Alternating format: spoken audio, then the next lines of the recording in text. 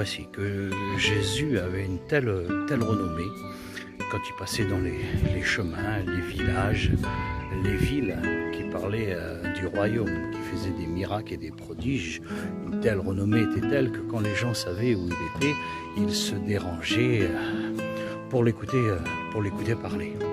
Et voici que Jésus décide d'être avec ses disciples. Donc ils se mettent à l'écart sur une montagne.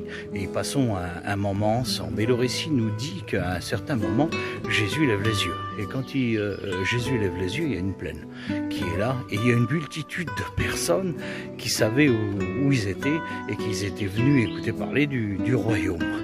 Et voilà que Jésus regarde Philippe et il dit, tous ces gens, il va falloir les nourrir.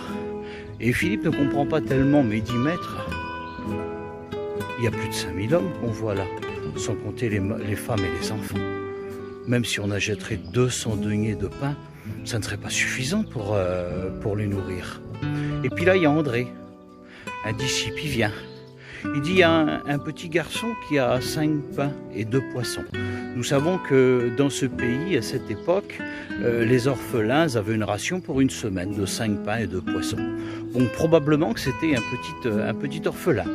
Et puis on voit que là, à ce moment-là, Jésus est interpellé par ce petit garçon qui donne tout ce qu'il a en fin de compte pour nourrir ce peuple qui n'est pas suffisant. Mais Jésus le sait. Mais Jésus est Jésus de toute façon.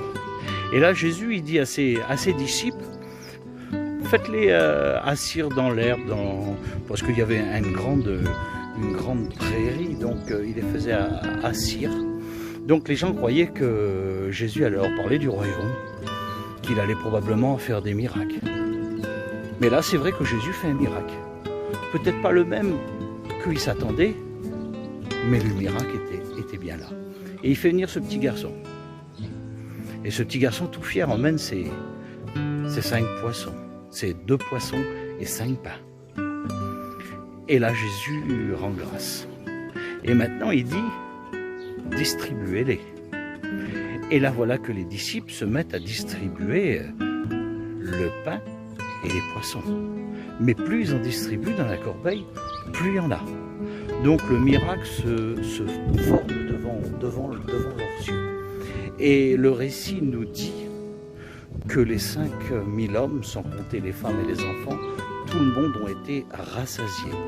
Et ils en ont gardé encore 12 grosses corbeilles. Miracle encore miraculeux. Comment Jésus est grand.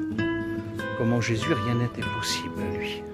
Si tu veux retrouver ce récit merveilleux, c'est dans Jean chapitre 6. Et je te dis bonne lecture.